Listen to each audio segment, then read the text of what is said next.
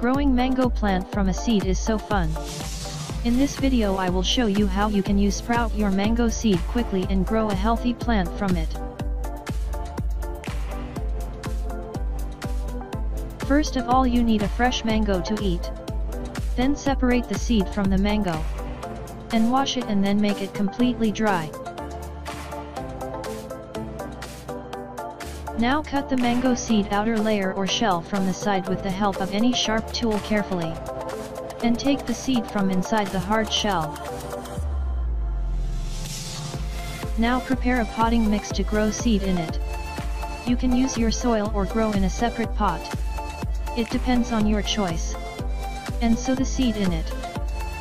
Mango seedlings require bright but not direct sunlight. So place the pot in bright light area. And water the pot after seedling. In between 12 to 20 days your seedling will look like this. You need to keep the soil moist but not wet.